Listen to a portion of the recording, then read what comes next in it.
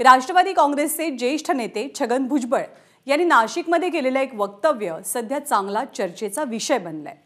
मी सध्या ओबीसींसाठी लढतोय, पण या लढ्यामध्ये फायद्यापेक्षा नुकसानच जास्त होतं आणि विकास बाजूला राहतो, असं वक्तव्य भुजबळांनी केलंय। तर ज्यांचं काहीही कर्तृत्व नाही ते जातीवार मतं मागतायत, असा टोलाही भुजबळांनी लगावलाय।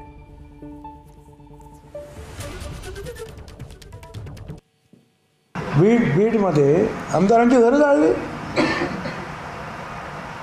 म्हणजे एक त्याच्यामध्ये होते मराठा समाजाचे, पण बाकी मोजून सगळे जे आहेत ओबीसीचे लोक होते। आमचे इथे सुभाषराव होते, त्याचं एक हॉटेल जाळून टाकलं आणि परत बोलायला मोकळे म्हणजे भुजबळांनी जाळलं। काय निर्लज्जपणाचा कळस आहे। भुजबळ कशाला जाळायला जायचं? ते आमच्याच माणसाचं, आमचाच काय त्याचं हॉटेल जाळलं आम्ही। आणि अशा वेळेला तुम्ही गप्प बसता। मग लढायचं तर किती लढायचं, कुणासाठी लढायचं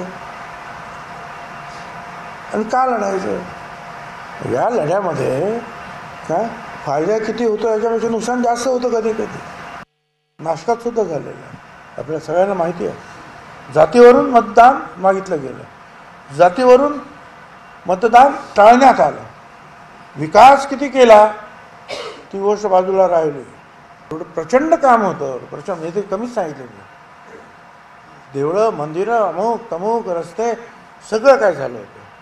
पण जात निवडणुकीमध्ये सुद्धा जे आहे ह्या जातीला महत्त्व आहे आणि अजूनही तेच आहे। ज्यांचं काहीच कर्तृत्व नसतं ते जातीवर मतं मागतात, हे लक्षात ठेवा। एबीपी माझा, उघडा डोळे बघा नीट।